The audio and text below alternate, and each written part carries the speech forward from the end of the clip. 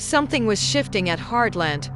Something Amy had felt but pushed aside for far too long. For days her instincts had been whispering warnings she didn't want to hear, and now those whispers had grown into storms she could no longer silence. She didn't know that the truth was moving toward her from two different directions at once. One was coming from Lou, who had uncovered information that would shake any normal person to the core. The other was coming from right inside Amy's own home, from a pair of young eyes that missed nothing. What unfolded next would become one of the most important moments of Amy's life.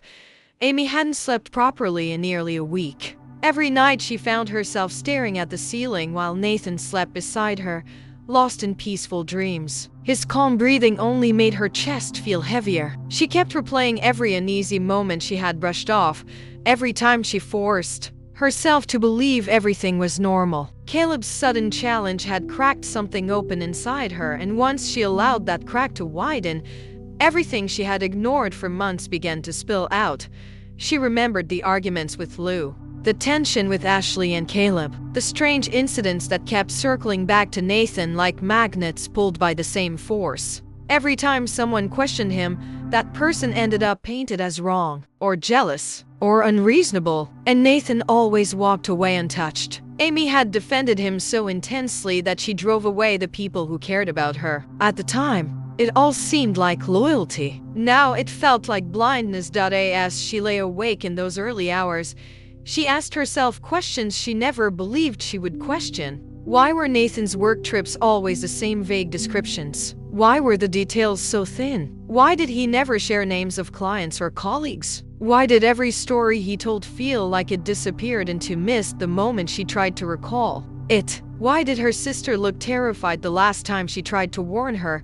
When morning arrived, she moved through her kitchen in slow motion, her mind exhausted even before the day began. She brewed coffee out of habit rather than desire. When Nathan walked in, cheerful and refreshed, it felt almost surreal. He kissed her cheek and asked if she slept well. She said she was just tired. She didn't trust herself to say anything else. Something inside her told her to stay quiet until she understood what she was facing. Nathan mentioned a new work trip, another 3 or 4 days away. Amy finally asked what company he was meeting with. His eyes flickered with something small but noticeable before he hid it under a relaxed smile. He gave a vague answer and redirected the conversation. His tone was light and caring, but the lack of details pressed against Amy's doubts like a warning she could no longer ignore. While Amy was trying to keep her balance at Heartland, Lou was sitting in a conference room miles away learning about an organization far more dangerous than anything she had imagined. FBI agents explained the full scope of the network they were investigating. It wasn't only smuggling, it was elaborate financial fraud, drug routes that crossed borders, layers of people involved, and beneath all of it was something far more horrifying: human trafficking, hidden victims, isolated facilities that held people who had accidentally learned too much or had been taken for exploitation. Lou listened without saying a word at first. The more the agents explained, the colder she felt. They believed the council operated through multiple cells. Nathan belonged to the Alberta cell, but based on their intel, he likely knew far more than he allowed anyone to believe. They suspected one of the council's facilities could be holding dozens of people, perhaps even hundreds. No one knew where the facility was yet. The region was massive and remote. Lou tried to stay composed, but her pulse raced. Amy was living with a man connected to people who vanished others. Amy slept beside someone who might know exactly how these operations worked. Lyndy spent her days in the presence of someone who had mastered the art of presenting a harmless face. Lou wanted to run out of the room, drive straight home, and remove Amy and Lyndy from that house without hesitation. But the agents insisted that moving too quickly could backfire. If Nathan suspected he was exposed, he could disappear, or retaliate, or alert the network. Lou had no choice but to wait, even though waiting felt unbearable. Back at Heartland, Amy sat on the porch steps waiting for Lyndy's school bus. The scenery around her looked normal, but her thoughts were sharp and overwhelming. Her mind kept circling through memories, piecing together things she had avoided discussing. She tried to breathe steadily as the bus approached. When Lyndy climbed down and walked toward her, She noticed her mother's expression instantly. Amy tried to hide her worry, but Lyndy saw right through her. She asked what was wrong. Amy said she was simply tired. Lyndy watched her carefully and asked if the sadness had something to do with Nathan. Amy froze for a moment. She hadn't spoken about Nathan. She hadn't hinted anything to Lyndy at all.